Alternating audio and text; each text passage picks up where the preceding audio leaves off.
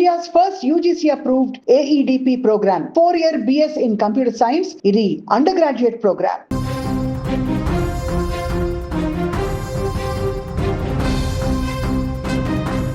Hyderabad Gandhinagar police station పరిధిలోని కవాడిగూడలో కట్టుకున్న భార్యను భర్త అత్యంత కిరాతకంగా చంపేశాడు. గొడవపడి స్పా సెంటర్కు వచ్చి మరి భార్య పైన ఆ స్పా సెంటర్లో విచక్షణారహితంగా కత్తితో దాడి చేసి అక్కడికక్కడే హత్య చేశాడు. అనంతరం నిందితుడు పోలీసుల ఎదుట లొంగిపోయాడు. బంగి దేబోరా అనే మహిళ తన భర్తతో కలిసి బహదూర్పుర కిషన్ బాగ్లో నివసిస్తుంది. కవాడిగూడలోని స్పా సెంటర్లో మృతురాలు బ్యూటీషియన్గా పనిచేస్తుంది. అయితే కొంతకాలంగా భార్యాభర్తల మధ్య గొడవలు జరుగుతున్నాయి. ఈ నేపథ్యంలో ఇవాళ ఉదయం కూడా దంపతుల మధ్య గొడవ జరిగింది. తర్వాత భార్య డెబోరా విధుల నిమిత్తము స్పా సెంటర్కు వెళ్ళింది. అయితే ఆ యొక్క భార్య గొడవ పడడంతో ఆగ్రహానికి గురైనటువంటి భర్త కవాడిగూడ రత్నదీప్ బిల్డింగ్లోని 4వ అంతస్తులో ఉన్నటువంటి ఈ యొక్క స్పా సెంటర్కు వెళ్ళాడు.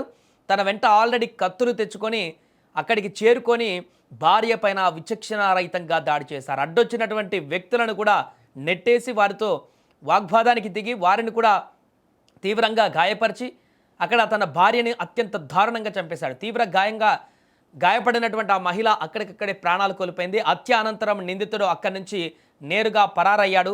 ఆపై పోలీస్ స్టేషన్లో లొంగిపోయాడు. హత్యపైన కేసు నమోదు చేసినటువంటి పోలీసులు ఇప్పుడు దర్యాప్తు చేస్తున్నారు. సో ఘటనా స్థలానికి చేరుకున్నటువంటి బంగి దేబోరా మృతదేహాన్ని స్వాధీనం చేసుకున్న పోలీసులు పోస్టుమార్టం నిమిత్తం ప్రభుత్వ ఆసుపత్రికి ఆ మృతదేహాన్ని తరలించారు. ఈ ఘటన స్థానికంగా ఒక్కసారిగా తీవ్ర కలకలం రేపింది. భార్యను హత్య చేసినటువంటి అనంతరం బైక్ పైన భర్త పారిపోతున్నటువంటి దృశ్యాలు కూడా వైరల్గా మారాయి. ఇక అక్కడ భార్య చనిపోయినటువంటి తర్వాత ఆ భర్తను అప్పటికే ఆ చంపుతున్నటువంటి ప్రాంతంలో కొంతమంది వ్యక్తులు అక్కడే ఉన్నటువంటి కొంతమంది వేరే జర్నలిస్టులు కూడా లోకల్గా ఉన్నటువంటి జర్నలిస్టులు కూడా అక్కడ అదే సమయంలో ఉంటే అడ్డుపడడానికి ప్రయత్నం చేసినా వారిపైన కూడా పెనుగులాట చేసినట్టుగా తెలుస్తుంది.